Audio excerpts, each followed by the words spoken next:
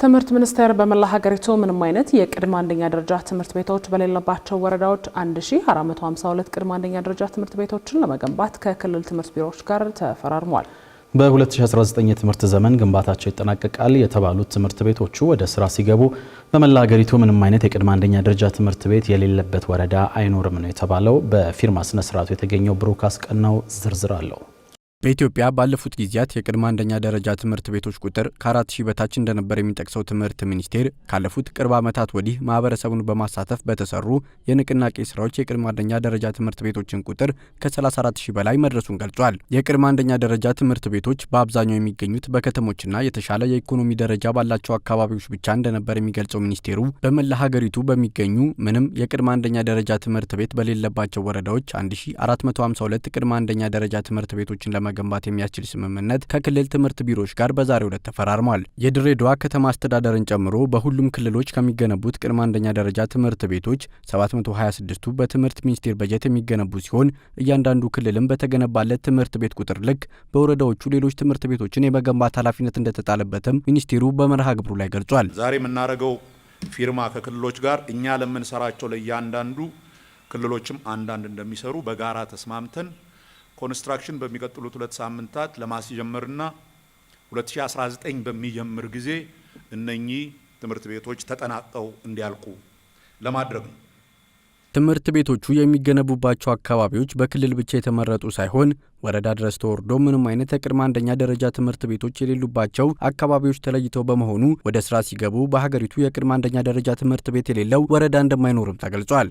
ያወጣናቸው 626 ወይም በኋላ ጨምረን 726 የሆኑት ምንም ትምህርት ቤት የሌላቸው ነው። በዳስ እንኳን ትምህርት የማይሰጡ ቦታዎች ነው። ይሄን ካደረግን በኢትዮጵያ ውስጥ ምንም ወረዳ አይኖርም ቅድመ አንደኛ ትምህርት ቤት የሌለው። እያንዳንዱ ኢትዮጵያዊ ልጅ በተቻለ መጠን አንደኛ ክፍል ከመግባቱ በፊት መሰረታዊ የሆነ የትምህርት ክህሎት ይዞ ቢቻል ማንበብ እና መጻፍ ለምዶ ከገባ ዜን ትምህርት ለመቀበል ያላቸው እድል በጣም ከፍተኛ ይሆናል በሚል ነው። እንዲሁም በያዝነው ሚያዝያ ወር ሚኒስቴር መስሪያ ቤቱ ከ23 ሚሊዮን በላይ የአንደኛ ደረጃና መካከለኛ ደረጃ ተማሪዎች የመማሪያ መጽሐፍትን አሳትመው ለክልሎች ማዳረሱን የጠቆሙት ሚኒስትሩ ለቀጣዩ የትምህርት ዘመን አንድ መጽሐፍ ለአንድ ተማሪ እንዲሆን ለማስቻል ተጨማሪ 36 ሚሊዮን መጽሐፍ በማሳተም ላይ እንደሚገኝም ተናግረዋል። የትምህርትን ጥራት እናሻሽል ካል ተማሪዎች ላለው ካሪኩለም አስፈላጊ የሆነ መጽሐፍ በእጃቸው መኖር ስላለበት ተጨማሪ ገንዘብ አፈላልገን ሌላ 36 ሚሊዮን መጽሐፍ እያሳተምን ነው። አሁን ለማሳተም የመጨረሻ ስምምነት ደርሷል። በ2019 መጀመሪያ ላይ እነኚህ 36 ሚሊዮን የሚሆኑ መጽሐፎች አገር ውስጥ ይገባሉ። በዛ ጊዜ ከሞላ ጎደል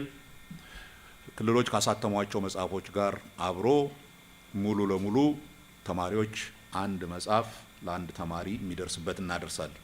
የክልል ትምህርት ቢሮ ኃላፊዎች በበኩላቸው የተደረገው ስምምነት በክልሎች ያለውን የቅድመ አንደኛ ደረጃ ትምህርት ቤቶችን እጥረት ለመቅረፍ የሚያስችል መሆኑን ጠቅሰው የተጣለባቸውን ኃላፊነት ለመወጣት እንደሚሰሩም ገልጸዋል። አንደኛ ትምህርት ቤቶች በትግራይ ክልል በጣም ሰፊ ችግር ነው ያለን። አሁን የተሰራው ስራ እኛ በጣም ነው የምንደግፈው። ደግሞ ቀላል አይደለም። በብዛት በቁጥር ሲታይ ደግሞ በብዙ ወረዳዎች የሚሸፍንልን ስለሆነ ቀላል አይደለምና ይሄ ብቻ አይደለም እንዘጋጅ ያለን በሰው ኃይልም ራሱን ጭምር እየተዘጋጀ እንገኛለንና ብዙ ችግር ይፈተናል ብለን እናስባለን። በዚህ ዓመት ብቻ በክልሉ አቅም ከ137 በላይ ትምህርት ቤቶችን ተገንብተዋል። ይሄ ዛሬ ያደረግነው ስምምነት ደግሞ የ154 በፌዴራል ደረጃ 154 በክልሉ ወይም ደግሞ በሎካል ገቨርንመንቱ አቅም ተገንብቶ ወደ 308 ትምህርት ቤቶችን መንገነባበት ነው። ይሄ በክልሉ የቅድመ አንደኛን ለማስፋፋት በጣም ከፍ ያለ አቅም የሚፈጥርልና ለትምህርት ጥራትም ትልቅ አስተዋጽኦ የሚያደርግ ነው ማለት ነው። 182 የቅድመ አንደኛ ደረጃ ትምህርት ቤቶች በትምህርት ሚኒስቴር ድጋፍ 182 ደግሞ በእኛ እንዲገነቡ በአጠቃላይ 364 አገሪቷ ውስጥ ከሚሰሩት የተሰጠን ኮታ ነው። ይሄ የተማሪውን ቁጥር በ15 ከመቶ ይጨምራል።